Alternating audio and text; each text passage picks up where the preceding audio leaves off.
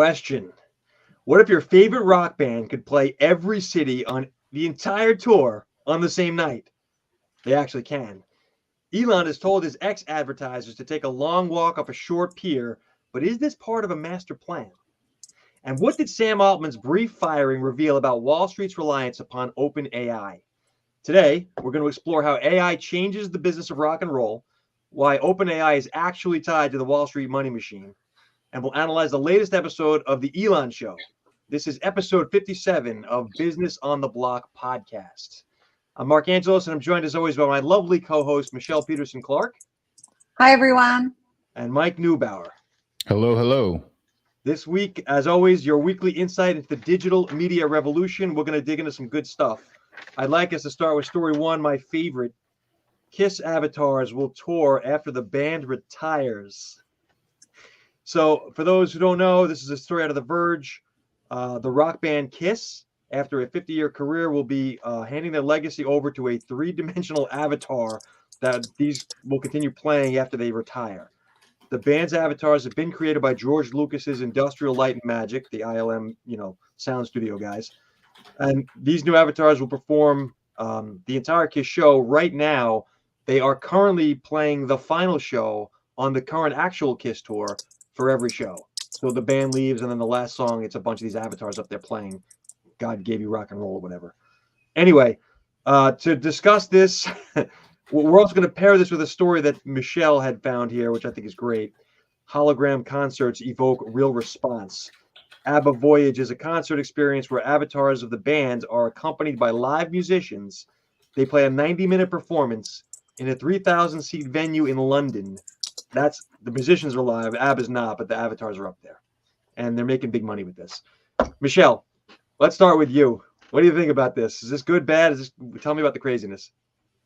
So first of all, we've got an issue with streaming to Bolt. So I don't know what we want to do about that and whether Mike is trying to fix that, I think. So we're just discussing whether or not we keep going or whether we play the stream after. I guess we can play the recording later and be around for questions.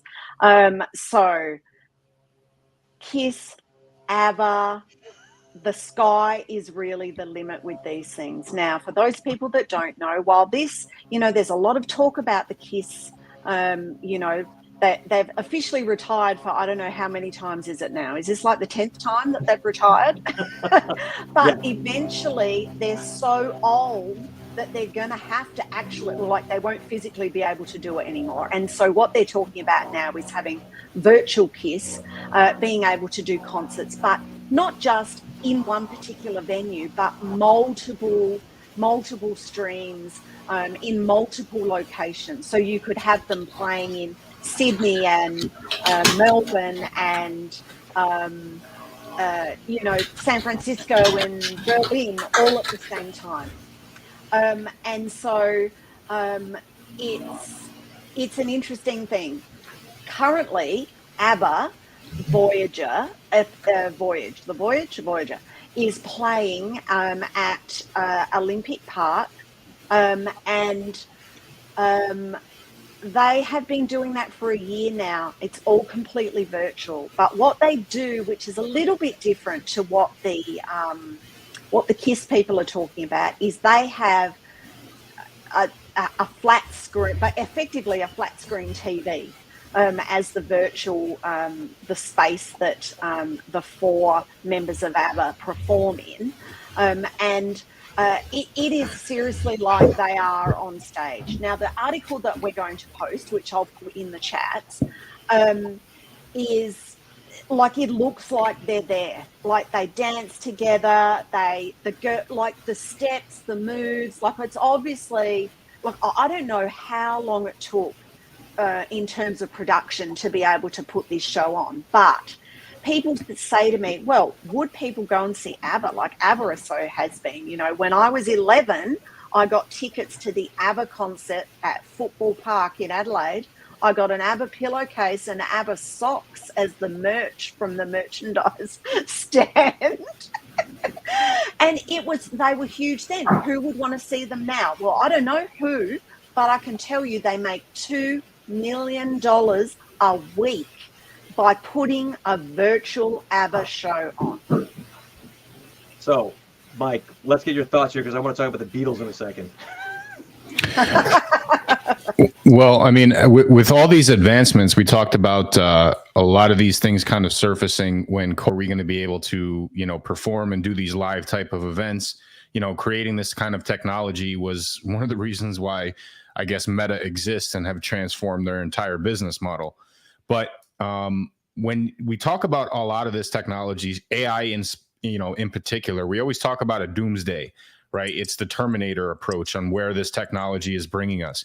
But what if this type of an example showcases an immortality perspective, right? What happens if you have the ability to download an entire lifetime of information into an avatar and have that not necessarily just, perform on stage for the millions of fans and generations yet to be born, but what happens if you have the ability to download your entire personality and have a conversation with your great grandkid many, many years from now?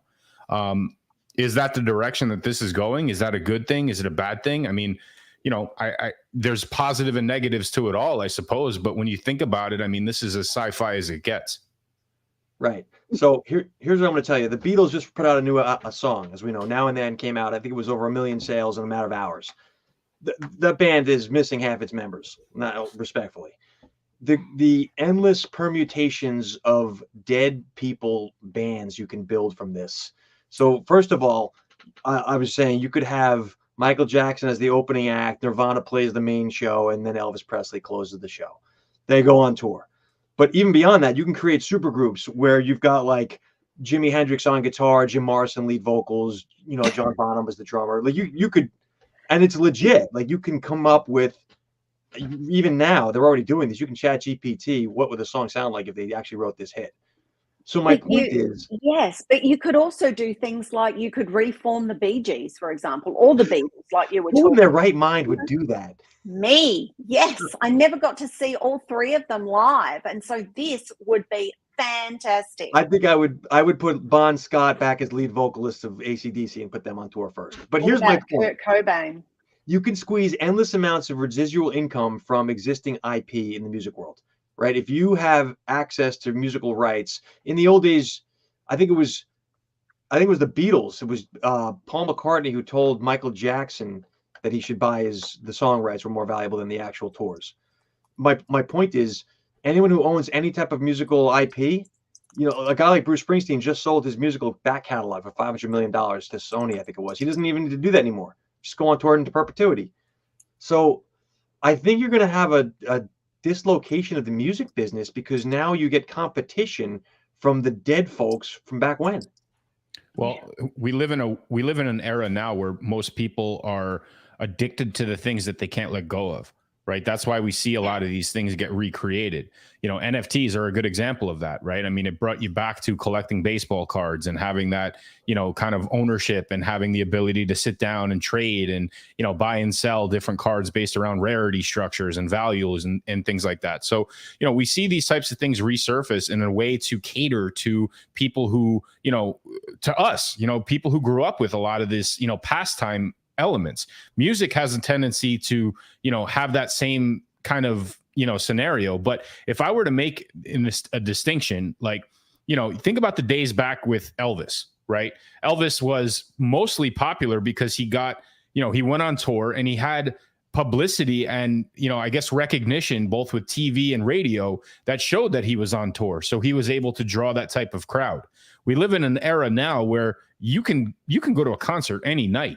Doesn't mean it's going to be good music or a band that but it's always available, right? So we've transitioned into more of, these are readily accessible type of things. People, 20, 30 years from now, they're not going to want to let go of that, right? So they're going to want to relive that experience. And this is a way so that they can constantly pay to bring your kids or your grandkids to go watch Kiss because you saw them when you were a kid. So to that point, I wouldn't take my kids to go see AC/DC, frankly, because in my opinion, that they're just too old now. That's terrible, but that's the reality. Like seeing a band when the band is 25 is different when you see the band. I'm sure that Mick Jagger at 20 was better than Mick Jagger now. But to your point, Mike, about nostalgia, We've got new songs this year from the Beatles, the Rolling Stones, Guns N' Roses. It's like a who's who of like ancient back bands from when. Hey, So, okay. not so much on the ancient. So I think All that right. we're going to see legal Why action, stop? number one, right? Who owns what? It suddenly becomes worth fighting over when there's this much money at stake. And number two, the value of IP in the music world just went through the moon. They just don't know it yet. So why stop at music? You know, one of the biggest age-old debates in sports in particular is, you know, Kobe versus Jordan. You know, what happens if you could recreate a simulated game utilizing both players at their absolute peak? And you're telling me people won't pay to go see that live? 100% The premise for Rocky they would. Balboa. Yeah, I guess. But I mean, you know, imagine an all-star lineup of Babe Ruth and, you know, all these superstars back in the day being on the baseball field at the same time. You know, all these superstars throughout sports history, actually putting them in the setting, you know, maybe to finalize the argument once and for all on who's the best. You know, and you're going to take decision-making data that they have obviously showcased throughout their entire career. You can really create an entertainment venue that is entirely fabricated, but also taps into an existence that, you know, most people would pay to relive. Mike, what business model do we know in the sports world that's completely fabricated? It's not a real sport, and people pay millions of dollars every year to go see this. Wrestling. Yes. So, I mean, when I was a kid, I mean, obviously there's a lot of skill involved in that, right? Like you can't discredit everything as being fake. These guys put themselves through hell and back physically. But at the end of the day, it is entertainment, right? It's no different from sports. Sports essentially is entertainment, but there's a little bit more of a competitive advantage to that. Now, there's one thing different, Mike. Wrestling is scripted, which would mean if these people are all dead and I'm going to have the New York Yankees from 1927 go up against the Boston Red Sox from 1952, we need to script it. Someone's got to write the ending or ChatGPT. Not necessarily, right? It could be left up to the imagination based around whatever algorithm is running based around the simulation of the game, right? And this is what I'm trying to explain. Now, in something like Kiss, you're obviously going to preload all of those settings, and you're going to have, you know, what this avatar does at this time, and when this beat hits, he drops his leg, he stomps his foot, like all of these are predetermined. But when you start talking about endless variations, which is what AI is essentially designed to help predict, it could be a different outcome every time. Right. So one of the success that I think the success of the ABBA thing is that the 4 singers, band members, sorry, they're not all singers. Well, yeah, they kind of all sang, but anyway, all of them, what they actually did was they wore suits, and they, over a 5-week period, they did motion capture, they did moves, they did all the dances that they used to do and all of that, and that's how they made it. Okay, so and that's probably the reason why it is so good and so lifelike, because it is actually them, and it's been obviously, you know, worked, and the guy who the director who did it is a British film director, Bailey Walsh, and he used to do the first music videos. He did like Boy George and those sorts of things in the early days of, you know, MTV and Countdown and Top of the Pops and all that, where people used to actually start to run video clips. So he actually directed it. And so, you know, from that point of view, I think that is a step up, because it is real life in theory, but they've just sort of put holograms or, you know, virtual images over them, but they actually perform the skills. So I think there's those sorts of things where people like Kiss would be able to do that. You know, the Rolling Stones would be able to do that. You know, bands that are actually still where the original people are still around, no problem. I think some of the unrealistic or not as good elements will come when, like in Mike's case, like Babe Ruth, there would be not that much footage necessarily of him as there would be for Michael Jordan, say. You know, so the era that they lived in, I think, may, in their first instance, until perhaps technology gets a little bit better, limit the authenticity of what it is that you're seeing. I think the thing with the ABBA and what may happen with Kiss is that at the base of it, it can be actually them doing it originally, and they've been, you know, super enhanced or whatever. It's like, you know, going to get a nose job or whatever. It's that kind of thing. So, but bands that have rotating members becomes a problem here, right? I'm thinking of the Ramones. Yeah. Or even in ABBA, they've had more than 4 members over the years. Guns N' Roses kicked out their first drummer, replaces them with a second one. When I go see Guns N' Roses on their virtual tour in 25 years, who's the drummer? Right there. This is what about Queen? Do you use Adam Lambert or do you use Freddie Mercury? I mean, obviously you would bring Freddie back, but you know, Adam Lambert's been a fantastic replacement in that. Why can't they sing together? Yeah, well, I mean, Arnel Pineda replaced Steve Perry in Journey, right? Like the guys sound exactly the same. Imagine both of those singing the notes at the same time. Yeah. You close your eyes, you can't figure out who's who. But there's the point there about legal IP. This is about money at the end of the day, right? Who owns the rights to the image? But again, so like with the technology advancement, we've seen the transition of music being sold on records to being sold on tapes, to tapes being able to record the radio. So therefore, you know, there was a dip in sales with tapes, CDs being able to be burned, Napster coming out and having people share those files. All those things kind of ironed themselves out. And now we live in a digital age where I challenge anybody to think of the last time they actually bought a CD or a physical version of music. For those who care, my 17-year-old son made me buy him a CD player a few years ago so we could just see what it was.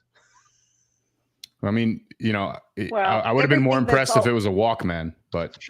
So my point is, old is new again. My 25-year-old has more vinyl now than I did when I was actually buying it in real time when there was nothing else. In 1992, you guys may remember this, Natalie Cole did a duet with her dead father. It was fantastic. Unforgettable was the song. Yes. It was a great, and this is even before there was AI, right? This was just not a dry eye in the house. It was overdubs. And that killed it. It resurrected careers. It kickstarted Nat King Cole's old back catalog. Money. Yes. So, Mike, to your point, it's not going to be just music. It opens up I mean, we started to see this with the Star Wars movies where there were these dead characters, like the actors dead, but the characters back. I remember a commercial. I don't know if it was a Super Bowl or not, but didn't Muhammad Ali's daughter box against him? There was something along those lines. Commercial. It wasn't an actual event, but yeah, there was some kind of a commercial. I think it was Gatorade or Nike. But either way, I mean, you're seeing that. I guess culturally, this is already in demand. Right? Like people would adopt very, very well to this. And again, music is the type of thing where you almost feel like you have to pass it down to your next generation, right? You have lived experiences that happen with music. You know, we all remember our first concert. We all remember our first rock star that we met. You know, all of these are different stories that you could pass down, but now you get to actually relive that experience again with your kids. That's amazing. Yeah, I think it is. And it's that nostalgia and it's the feel goodness that you get from that type of thing, isn't it? That I think will make a lot of this stuff successful. When they start scrimping and saving and trying to sort of squeeze, you know, that last final juice out of the lemon, then perhaps that is when people will go, hang on. But right now, really fantastic, great idea. I think it will be adopted a lot. Who wants to see Keith Richards on a gurney smoking a cigarette on their farewell tour, right? Like, I mean, already should be. But so, the other thing, the other side of this coin too is, and not to you know poo-poo a great idea here, but we are here to discuss all angles.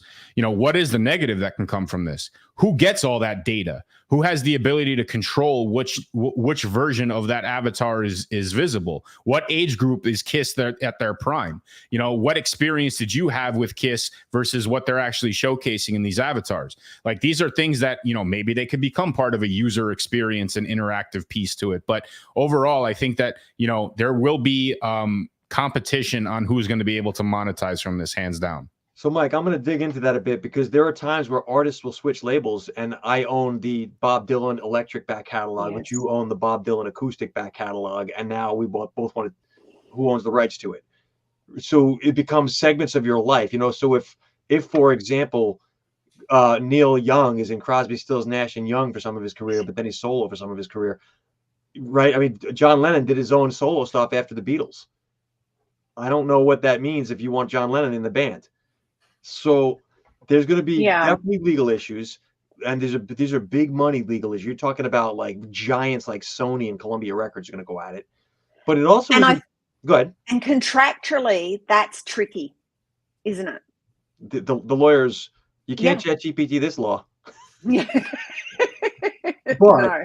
I do think it makes, to bring it more practical level for the folks who follow this show and those who are trying to figure out how blockchain and AI and how you can leverage this for your business. I think that the value of intellectual property right now, the more IP you can create, I'm thinking of right now Gary Vaynerchuk and his silly little V friends. If you own something that you can turn into a character or have, or a logo you can play around with, these are the types of things that AI now makes possible. This text to image to video at this point, between Runway and Pika and all these guys that are making it so simple to make movies. I really think that the valuation here is going to start to move to the graphical assets you own that are attached to whatever you do.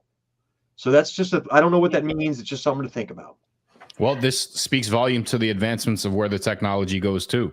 Whoever stays ahead of the curve in adopting some of these new traits, they're going to have the inside lane on where things ultimately lead technologically and already have those pieces of the puzzle in place.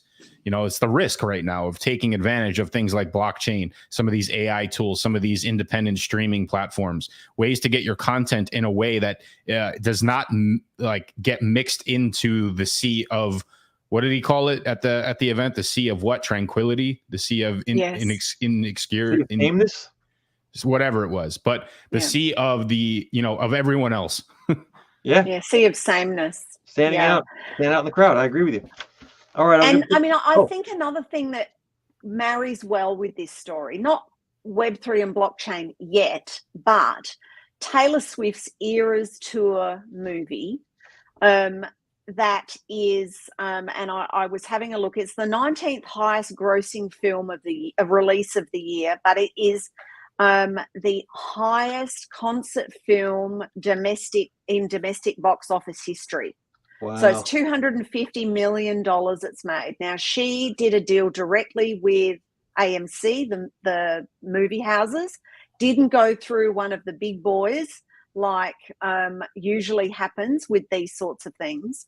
And, you know, there is an ability, isn't there? And as we've talked about before on this show, you could issue digital tickets that are NFTs or digital assets when you even go to the movies for these things, and then have them, there you go. And then, you know, then have them available for people to be able to look at, and, you know, it will get better as well. And, you know, maybe what they'll do next time is they'll have a virtual Taylor in the movie studio with you, you know. And then the other thing is that the success of this has been so great that it's coming to streaming in December. So now she's going to get the streaming syndication rights for this as well. Like the girl, I mean, I think she has, I think between her and her dad, they have got some of the best business minds in the music industry, and it's pretty incredible some of the stuff that they're doing. And she's generous with her staff and all of that stuff too. She doesn't just take all the money and run. But I think that there's opportunities for other groups, whether it be virtually, whether it be with AI, whether they use Web3 or blockchain technology now or in the future. I think that there's an ability to be able to use that in this way that cuts out those that used to take a large chunk of the money in the middle for basically doing not much. So, well, to quote Bill Belichick, Travis Kelce has had quite a number of big catches in his career, but none bigger. Taylor Swift. Well, if you listen to the talk around town, he plays crap when she's not there and fantastic when she is. So that's not this past weekend.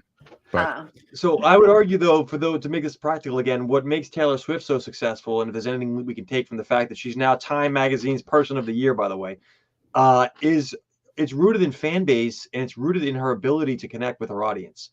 And these tools allow for that. This whole concept of blockchain, AI, digital IP, if we're not using it to connect with the audience, then that we're losing the opportunity to build standing. That might be for clients. It might be with with Time Magazine. But the reality is Taylor Swift's genius isn't the music. She's a good musician, no doubt. It's her media savvy. What do you guys think? Branding is always the important component here, right? If you have the means to, get yourself in front of people and, attract that engagement and that community, then the content is second. People want to absorb the content, whatever you put out, simply because they want to be part of that in crowd. Right. But this is the content marketing queen's realm. But the other thing too, if you think about it, and as hoaxy as it sounds or whatever, she is, she's the hometown girl. She's sweet. Her concerts aren't swearing and every second word's F this and F that, and people aren't necessarily, they might be, but most of them are not smoking dope at the concerts on the sidelines and all of that kind of stuff, right? And her audience is young people, which means the reason why she sells double the tickets and all that is because they have to have an adult take them to everything. Like 12-year-olds and 8-year-olds can't go to the Taylor Swift concert by themselves. So mum and dad are buying 2 or 4 tickets. They're not buying just one for the kid to go. So, if you think about it, who she's targeted, and so who she's decided her perfect customer is, she knows the avatar of her customer exceptionally well, and that's how they have made this business as successful as it is. I want to wrap this segment up soon, but I have a question for both of you, and it's a real question. Do you think that a media savvy mogul like a Taylor Swift is going to be the one who leads the way in this type of a movement with the AI avatar thing? Or is it going to be the aging old fogey guys who aren't around anymore with a bunch of and the reason I ask this question is because when you've got a bunch of chubby white businessmen in suits that are trying to make these decisions to connect with these fans is a very different prospect than the actual artist who's connected with their fans. I would say the former. I would say that I think that, well, I don't even know what order you said it in anymore, but bottom line is I would say it's going to be the one, or if it's going to be some, music executive for Columbia. Well, who still has the ability to jump on stage and do cartwheels? Is it Taylor Swift or is it Kiss? Mick Jagger. Right? I get it, but if you're looking to invest into that, number one, there's a much larger audience that can resonate with actually going to these types of shows, right? And that's the older generation. Those are the ones that want to go and see these types of. I mean, if you go to a rock festival, typically the headliner is a classic rock band. Right, Def Leppard or any of these guys, Metallica. I saw Ozzy Osbourne as one of them. The crowd is not young, right? Yeah, but my question is, if this gets promoted by a Taylor Swift, she doesn't need to do the AI thing right now. I think I'm just talking to you here, Michelle. But I think Mike's frozen. I'm here. The folks Mike, you made a good point though. The folks who are going to want to go see this are going to be the older generation. But, Taylor Swift also has the piss and vinegar left in her to get the content that would make the AI version of her later even better. Yes. So why not go out on tour? Yeah. Right. I'm just thinking these possibilities. I mean, Taylor could actually tour with herself. Yeah, that's what I mean. We joked about it, but back in the day when you play Mario Kart, you can actually race against the ghost version of the race you just did and see if you could beat yourself. This is all possibilities, right? But think about a boxer squaring up against a digital version of his opponent leading up to the actual fight. This takes a whole different level. Yes. And training frankly, to a new level. So this is what is coming with Oculus and with these VR sets now. It's not coming. Mike Abb is doing it right now. You could have Eric Clapton on tour with Cream opening and Derek and the Dominoes as the closing guest act. But you can also mix up the different bands. Imagine the best guitarist with the best vocalist and the best drummer, all combined playing each other's types of music. Eddie Van Halen's back on tour, guys. There you go. I mean, no more drama with Guns N' Roses. And all these things are put in the past. But I think that I think ego will get in the way for some of this stuff in the beginning.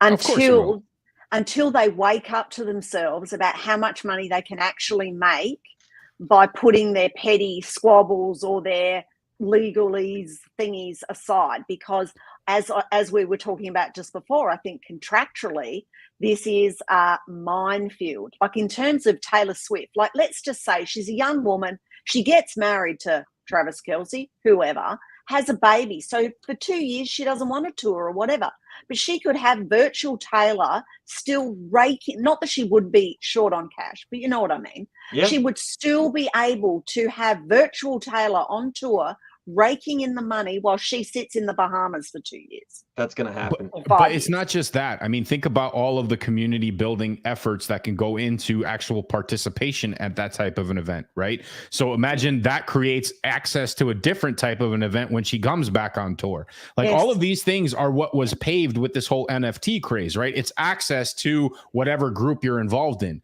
But, you know, as far as the legalities and, you know, the protection of IP and the lawsuits and, all of the chaos that's bound to happen with this type of thing, because we're going to see it with AI as it continues to evolve too. We already had a precursor with this when Napster kind of hit the market. I don't know if you guys remember, but Lars Ulrich from Metallica was one of the, he was completely against it. And he went to war with everything Napster related because he's like, look, you're taking money out of my pocket now. Well, what happens instead of, kids going and buying CDs or downloading Metallica's music? What happens if they have this accessible technology and they pull Lars Ulrich at their kid's birthday party or at the school dance? You know what I mean? Like what say is he going to have at that point? The other question is, who are you actually creating this music for? Right. So this whole, Web3 world of decentralization where, ownership is moved and migrated from the actual artist or from the person who's providing the service into the community. Community is owner of these assets. What happens if, there's, a token or some sort of proof of ownership that they can turn around and rent out to these types of venues in exchange for the rights to play those types of avatars? All of these things are very possible as the technology continues to evolve, but I don't think people are going to be able to get away with it like they were back in the Napster days because of accessibility now. There's one more issue that I'll throw at you. This is a business prospect here, but the concept of supply and demand. And now I'm going to relate this to Star Wars like everything should be. In the world of endless, unlimited supply, I can have my artist on tour every night forever. What happens to demand? And Disney released way too much Star Wars in way too short of a time span. And even the Star Wars fans like myself are like, okay, enough. So I think there's something to be said for now. You need a strategy around your IP and who controls it and how often you do stuff with it. The answer is simple. It's a user unique experience. Right? Have the user basically create the experience that they want, obviously within guidelines. But, you have the user, whatever system that is, whether it's a pod or a headset or even in their living room in their boxers, have the ability to download the avatar of Lars Ulrich playing the drums as you sit there and jam with him. Right? Like they get to determine what the experience is utilizing this. And I think if you customize it, the demand is always there. But what about also being able to create your own set list? Yeah. Instead of listening to the three new songs that you're not that keen on, but the artist is sick to death of playing the ones they've been playing for 20 years, but they're actually the ones you paid to come and see. What about if you could actually create your own set list and then sit and enjoy all the music that you really like, regardless of what everybody else likes? That's where it's headed. So this is officially our longest segment ever in the 57 episodes. At 34 minutes, we've never covered a topic so thoroughly as rock and roll. Well, I mean, who knows? Maybe next year at this time, we'll all be replaced with virtual avatars that will be able to present at live events and things like that. Why not? As long as my virtual avatar can bicker with your personal avatar, Mike. Yeah. So, okay. So I'm going to take it one step further because this topic, might as well smash the record. But, what happens if you're talking at a conference or at an event? What happens if Elon can, duplicate himself into all these various areas and give speeches around the world? That's what's exactly what can happen. Interact with all these pieces, right? So you're licensing yourself, your likeness, your content creation is now being licensable to appear in person at these types of events to interact directly within whatever community there is there. Which gets back to the IP of who owns for a public figure like that. Elon you can take a picture of Elon, you don't owe him any money, but if I'm making money off of that, I do. So, yeah. But if you rent the CD to put into the system at your event that plays Elon's avatar, Elon can monetize from renting that CD Yeah, or but selling that. just like the NFT craze, we're going to see a lot of like bad actors at the start. 100%. You're going to have Yes. the deep fake porn without the porn. Yeah. There's going to be Exactly. Elon as the introductory guy at the event that I'm throwing up the street. He's going to introduce me to the stage at the the community. All right. Speaking of which, we're going to segue into story number 2 here. 35.5 minutes. We're trying to get this going, folks. Bear with us. Okay, so would Elon Musk want to deliberately destroy X? X's value has dropped by 2/3 since Musk acquired it for $44 billion. X could lose as much as $75 million in ad money by the end of this year. So mutual fund giant in America, Fidelity, has marked down the value of X by 65%. But a lot of people are saying Musk is intentionally devaluing the asset to manipulate his creditors. Mike, we'll start with you on this because I know you like Musk. What do you think? Is this on purpose or is Musk being Musk? I mean, there's a couple ways that I'm going to analyze this. Number one, he's back in the news, so we're talking about him again. So, wouldn't be a week. Chalk one up in the win column for him. Just on no that publicity is bad publicity. Is that the thing? Yeah, but I also feel that this is sort of a flex. Like, look, I'm not going to be bullied into doing anything. Right. There's lawsuits that are in place right now that are yet to be ironed out. We don't know where any of this ends up because, there was a manipulation component to, these types of things, too. But he's not going to sit there and say, OK, you guys are in control of the way that I'm going to conduct my business. I think the entrepreneurial mindset that he has allows him to make that decision confidently because he will find other ways to monetize this system if it fails this way. And at the end, he's going to look back and say, you know what, you guys had your chance. You blew it. I mean, he called Bob Iger out in the audio, like in his little rant on purpose. Like that was not all that was all not reactionary. That was all, designed to be that way because, you may have all the money in the world. You may be the owner of this failing enterprise right now, but he owns it in a private setting. He can do whatever the hell he wants. If he wants to burn it to the ground, he could.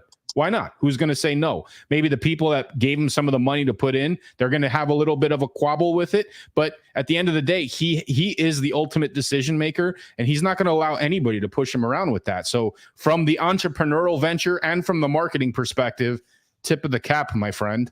Michelle, is this Elon being egotistical maniac Elon, or is this a plan? So interestingly, I sent into our chat during the week a summary of someone who had worked at SpaceX, and they were an intern at SpaceX, and it was basically talking about the way the people managed Elon while they worked there. And the different layers around him and the security around what things were said and where and how and, like all of that sort of stuff. Obviously, people were willing to do certain things because Elon was stumping up the money. But ultimately, in a business where the CEO isn't that fantastic, the next layer and the layer down under that, I guess, manage up, don't they? The problem we have at Twitter now is there isn't that layer anymore. Yeah, X, I'm not calling it that. There isn't that layer. So there's no filter at the moment on these sorts of things. And, people say, oh, well, there's, Linda Yaccarino, the CEO, but I don't know what. Maybe she's as crazy as him. I don't know, because she's still there, surprisingly enough. And it's kind of like, she always has to explain what Elon means when Elon's not in the room, sort of thing, which is a bit weird. But, Elon is going to do what Elon wants to do, regardless of what anyone says, regardless of what anyone does.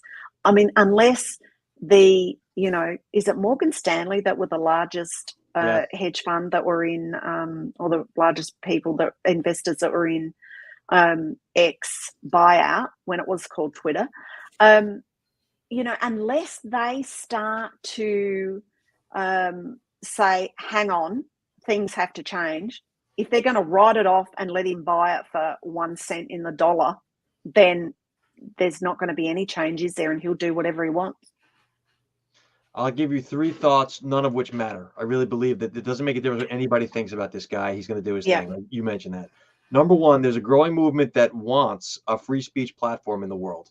Whether you like Elon or not, if he loses advertisers and people want the thing, I would not bet against this guy's brain, Mike, to your point, of coming up with a new model of how to make this work.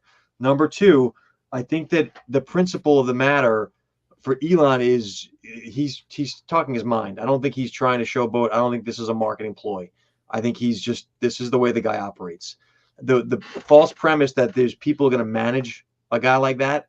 They tried this with the Trump or with, even Zuckerberg. Like, these people run the show. It's their company. So my point is, at the end of the day, Elon figures out some way to make this thing work with or without advertisers, more likely without, it looks like. And I don't think it makes a difference. He's got endless runway. He's not paying investors to the point of, he's got the banking situation, but he doesn't have to make public stock. You know what I mean? Like, he's not beholden to the shareholders of the world.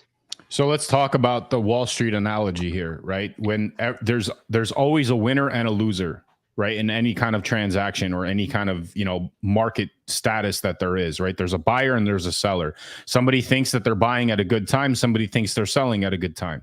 These things happen all the time with that kind of stuff. So with the exodus of specific investors for specific reasons for advertising purposes, there's an infusion of others that are trying to support whatever free speech he's trying to provide, right? So there's already been countless people that have pledged hundreds of thousands of dollars in advertising budget to help, mitigate the dam from breaking. Now, they're not going to replace $10 million of advertising a month that Disney would put in, for example. But I think that over time, if his morals are true to what he has explained several times here, and again, this is where an entrepreneurial mindset comes in, where you're not scared to fail.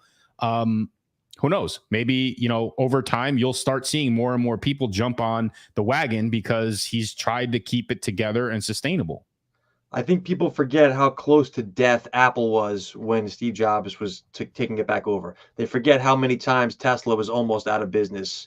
Elon Musk steered it. Like, this is the par for the course for these types of companies, and it's usually that type of a guy. The types of people, yeah. Right. So we'll see. To my point earlier, it doesn't make a difference. We can think whatever we want to think. This guy's going to do what he's going to do. Yeah. The one thing I will say, though, as a business mind, I think the mistake people make is making emotional decisions about business matters. There are a lot of people on X. There are. You might not like the man's politics. You might not like what he stands for. So then don't. That's fine. But be aware that that's a business decision, and don't just make it because you don't like or do like things. Same with Threads. Same with all of these things. We also have to factor in that some of these businesses do have shareholders that they have to be held accountable to. And if they're making these decisions because they don't like the way he smells, then that's not potentially the best decision on behalf of the business. And that opens themselves up for liability and, fiduciary, responsibilities that they're avoiding. Right. Unless they're run I think part of the problem you've got too now is that we live in a culture at the moment where, things that you were able to get away with saying last week actually you aren't able to get away with it this week, and there are a lot of these very large companies that are really scared about that sort of stuff. The Budweiser, right? Effect. The Bud Light. Bud Light, sorry. Yeah, the Bud Light effect, we can call it. They're all like, oh no, we don't want to be on there because he said that, because then people might think we're like this and blah, blah, blah, and all of that kind of stuff. Look, I think ultimately if things settle down, everyone comes back. But, they wait for Not quite sure a while. about Bud Light, but okay. No. I mean, back to advertising on Twitter. Oh, yeah, 100%. Yeah. Because, again, there's a revolving door of people making those decisions at these companies, too. Correct. Right. Yeah, so all you need to do is have the board fire the CEO, have him go to Microsoft for a day, and then bring him back as the CEO. And he goes to Threads for a day, and then he goes back to X. So this takes us to our third story. Inside Morgan Stanley's OpenAI push, executives at Morgan Stanley worried about their finance chatbot as OpenAI was falling apart. This is coming off the information, but there's another piece from Benzinga here. Morgan Stanley tried to push the chatbot, but wealth managers prefer talking to a person instead. So there's kind of two angles of the same story. Number one, Morgan Stanley's chatbot, which was built for wealth advisors, is completely predicated on ChatGPT. It's another one of these ChatGPT wrappers we talk about here regularly. Yeah. Number two, it looked like the apparent dissolution of that company, OpenAI, at the time, and that would obviously hamper the technology development of the chatbot. This Wall Street powerhouse was suddenly having panic meetings over what do we do. So people don't realize that the AI bros, as we like to call them here on this show, actually extends up to big corporate. There's a lot of big companies that are dependent on that company making it work, one of which is a major investment bank. The second piece of that is that Morgan Stanley tried to push the chatbot to their investment managers, meaning the wealth managers who advise wealthy families. Working for Morgan Stanley couldn't go to Morgan Stanley for an answer. They had to go to the chatbot, and they didn't like that. So on the one hand, I feel people have to understand the chain of AI. How is it being used? Because it matters where you plug it in. If your own people don't want to be using it, you can't force them. It's just not going to work. But more importantly, if your business model is dependent on another business, you have a supply problem. So, Mike, we'll start with you. Morgan Stanley pushing OpenAI's product. What are your thoughts? Good, bad? How does this matter? Well, I mean, to the point you made about not being able to push that kind of stuff on people who don't necessarily like to use it, I would push back and say, how many times do you call a customer service phone number and go through 19 different minutes of pushing buttons, yelling at the phone, yelling operate? Like, you can't get through to anybody, and they don't give a flying F about what your thought process is as you go through that funnel, because it's I want to talk to a human. Yeah, that just doesn't work. To a human. Give me a human. Customer service, human. Yeah, that's going to be people at concerts in the future. But the concept here, and I'm surprised we haven't really brought it up, and maybe we'll bring it up as part of our prediction show or something, I guess, as we kind of tail towards the end of the year. Security is something that I don't think we have ironed out here yet. Right. So, we talk about data breaches and where this data is stored and who has access to this data, and can people access and break any sort of security protocol that can therefore break into different access channels, and what information people are inputting as part of the input prompt within this AI system. If you're a bank and, you're relying on people to put in their account number, put in the last 4 digits of their social just to be able to pull things up, man, you got a huge security issue, particularly when you're relying on a third-party platform in the form of this wrapper, right? So I don't know if the thought process was entirely put into effect. I think that utilizing the tool in a way where people can ask typical financial advice questions, things that they would typically ask their advisor, things that are not specific to them, but more in a general information construct. I think that's a better use for a customized bot that they could basically put in play. But until some of these other things are ironed out, I mean, security alone would be a huge red flag for me in putting that information on my business model. So to that point, there was an article recently that was a ChatGPT. A Google researcher had was prompting ChatGPT to such the extent that ended up revealing its training data, which would involve like people's personal information. Yeah. So, there's a security issue for sure. And I'm not attacking OpenAI. This is a larger issue than that. Well, this is the same issue we had with NFTs too, right? Security was the huge concern with that. It still is. Because there's ways to manipulate the guardrails that are currently in place. And frankly, this AI came out like a rocket ship. So, it's impossible that the security, guardrails are properly there right now. I'll add to that, though. This is conspiracy now. So get your tinfoil hat. One of the things they were saying, they potentially fired Sam Altman over at OpenAI. They had made that Q star breakthrough thing where there was supposedly could solve for math problems now. Like the big weakness of ChatGPT has been math. And so if this thing can do perfect math, theoretically, it could solve every conundrum there's no security at all in the internet. It can resolve to the quantum level any type of protective features. Now, that's not true. That we don't know. That's just speculation right now. The point is, if that is true, and one day it may be, one day sooner than we know, security is going to become a major problem in the AI world. So I want to get Michelle's take, but I want to revisit that whole mathematical part of that this discussion. So what do you think about the Morgan Stanley piece?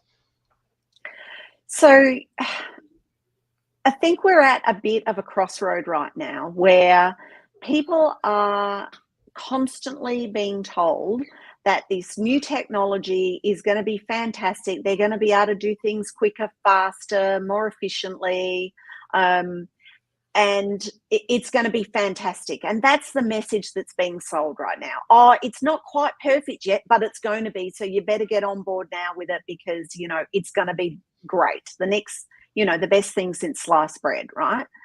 And ultimately, people have gone, or people, there will be some people, and like in this case, that are thinking, no, hang on, I actually like the fact that I have a broker that I can call or a financial advisor that I can speak to because I want to be because I'm a bit unsure about, you know, I heard at the golf club on Saturday that I should be investing in, you know, XYZ stock, but I don't know about them. And, you know, what's the management like? I want to talk to the person that helps me manage my finances. You can't do that with a chatbot, because if I said to the chatbot, hey, what do you think about, you know, Qualcomm or whatever, like, that's just going to give you the rudimentary whatever. But your broker might very well have heard something down the pub on the weekend that says, yeah, for a while, I think we should stay away from it, or I think we should go in.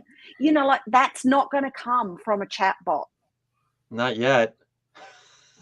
Well, I don't think the chatbot's ever going to be at the pub on a Friday night to hear the stuff in Wall Street that happens that gets passed around to people. I learned early on, Wall Street was one giant game of who knew the most information, and it was going out. That's why they take these folks out for drinks. Yeah, exactly. Mike, you wanted to touch base on the math thing. What were your thoughts around that? Well, I mean, first of all, if there's one thing that you think AI would be good at, it's math, right? Yeah. I mean, you have like calculators on a watch from 1970 that are able to do math. And I'm not suggesting simple math like this, but one of these nights I was just laying in bed, I couldn't sleep or whatever. So I just started messing around with it. And I started getting a little philosophical with certain prompts that I wanted to put in, just, you know, like, what is the purpose of existence? And after a while, like, I broke it to the point where it was finally able to admit certain things. But then I took it a step further and I said, I wanted to be able to calculate mathematically what the purpose of existence is. So provide a formula. And while it kept pushing back with different disclaimers on, you know, this is personal and blah, blah, blah, ultimately I got a formula from it.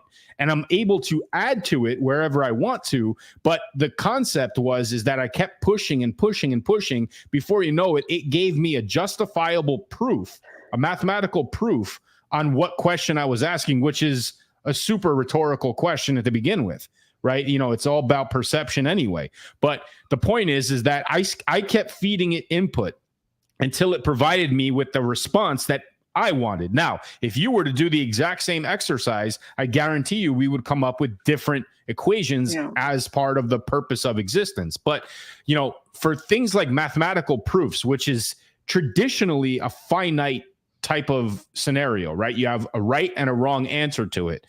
This has the ability to create more of that quantum level, you know, all possibilities type of approach to mathematical equations. And I think if that continues to evolve, we're going to see mathematics get stretched to a point of possibilities rather than finite.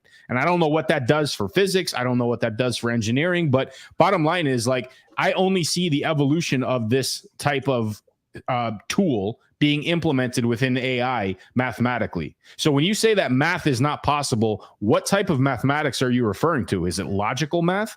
So I'm just parroting what I read here. I don't pretend to know this. It's a large language model, right? It's based off words. All the thing is doing at this point right now, it's not actually thinking yet, as far as we know. It is calculating the best opportunity to figure out the next word that should be in the sentence. And math, it knows numbers because there are numbers in print on the internet, but it's not actually doing the math. The large language models are not the same thing as what this theoretically, and this is all just conjecture at this point, but this Q-star thing was actually doing calculations. And to answer your question, Mike, if it does do math perfectly, real math, then you extrapolate that out to the nth degree, it becomes time travel is possible. Well, again, mathematically, it is possible. We've already proven that, right? It's just physically, is it possible? The physics don't align with the mathematics. The mathematics make it more searchable because the model has been proven, right? You can calculate the speed of light. That is a finite number that we can ultimately look to obtain. Now, whether matter and the physical nature of beings can survive at that type of speed, that's a different discussion. What safeguards have to be in place in order to protect this gooey life form that we are in those extreme forces and circumstances? But, overall, I think mathematics in its generalities, and again, math is generally, and I've taken advanced math in, at the highest levels where numbers don't even exist anymore. It's just proofs. It's just proofs and balancing equations. That's all it is. It's logic. So I feel like this only helps expedite that gigantic chalkboard filled with all these variables and equations down to a few different prompts on what people can ultimately get answers to. I would like to say that on the 6th of December, Mike admitted that he tortured Chat GTP so much that it broke emotionally and it just gave in to him. I would like to say there is no podcast in existence that has the same conversation around the speed of light calculations and resurrecting Eddie Van Halen. That doesn't exist. Do you want to hear what the equation it pumped out to me was after all of that work? Let's hear it. Okay, so the purpose of existence equals the sum of personal values divided by life experiences times cultural influence times spiritual beliefs times interpersonal relationships times the quest for knowledge times the adaptability times ethical principles times contribution to society times sense of connection to the cosmos times artistic expression, emotional resilience, exploration of inner self, environmental awareness, pursuit of wisdom, humility, courage, and the joy of existence. So effectively, Hitchhiker was right, and the answer is 42. This reminds 42. me of the old expression, every problem in the world has been solved in a pub in Ireland. Mike, that's actually pretty interesting that it would crank that thing out. I don't even want to know what you said to it to get that. Well, I kept asking because it gave me the basic one at first. It is this equals this. And I was like, no, it's got to be deeper than that. So then it kept giving me additional variables and I could still keep going. But bottom line is I asked it, so, okay, how do I quantify each of these experiences? And right away, without giving me any disclaimers, it basically said, rank each one 1 through 10. And then do the calculation. And if your score is between 0 and 30, you have minimal clarity on what your purpose of existence is. If it's between 31 and 60, you're an emerging sense of purpose. If you're at the top, 121 to 170, you have exceptional clarity and depth in defining the purpose of existence, suggesting a profound and an understanding meaning of what it is to be human. I just picture somebody behind a keyboard at the other end of OpenAI, like smoking a cigarette, like, we got this guy going. Feed me more. Just keep him there. Keep it going. Keep it going. All right, final thoughts. There's a formula on file here. We're going to go on final thoughts on this one. So Morgan Stanley, OpenAI is dependent. I'm sorry, Morgan Stanley is dependent on OpenAI's tech for their chatbot, which it seems like their internal folks don't want. Interesting. Elon Musk, is he trying to destroy X? I don't think so personally, but that doesn't mean he won't do that. And most interesting to me, honestly, my favorite segment we've ever done, Rock and Roll Resurrections. This is taking avatars of existing or dead rock stars and finding ways to put them back up on stage for money. What do you guys think? Final thoughts on these? Michelle? I think that we need to watch this space for the virtual rock and roll, because that may, as you alluded to earlier, be one of the catalysts for blockchain onboarding. Interesting. Mike, final thoughts. As humans, we are on an endless pursuit to find the fountain of youth and immortality. And this ultimately could be one of the first steps that could lead us in that direction. And, I look forward in many generations from now, sitting down and having that conversation with my distant relative, all predicated around the content that it is able to calculate utilizing this from these types of shows. Two thoughts. Number one, if I remember right, Juan Ponce de Leon searched for the Fountain of Youth in your home state. But more importantly, I believe firmly that we'll be able to have conversations with our forebears, AI avatars of your great grandfather, etc. Like that's doesn't exist yet, but you can see how this would get there. You could already create a guy. Ultimately, we'll be the great grandparents of somebody, won't we? So I've said this to my wife. I am the very first Angelos on the internet. Just that's by virtue of my timing in the cycle. My dad wasn't on there, and my kids will be, but I'm the first. So if you flash forward 1,000 years, whatever is the internet back then, like up then, you can go backwards, and same with all of us. It's all searchable. All right. We're here every week, 4 p.m. Eastern time to talk philosophical, rock and roll, whatever you need. This is the Business on the Block, your insight for digital media revolution information. We try to break down how you can use the changing technology in the space of media. That's including blockchain, AI, and any of the graphical avatars that you might put on stage for yourself. I want to thank everyone for their support. We are back again next week. You can see this on YouTube, LinkedIn, a little bit of issues with Bolt, but we'll get that straightened out. And if you want more information, we are on the YouTube channel, Business on the Block on YouTube. Thank you, everybody. Bye.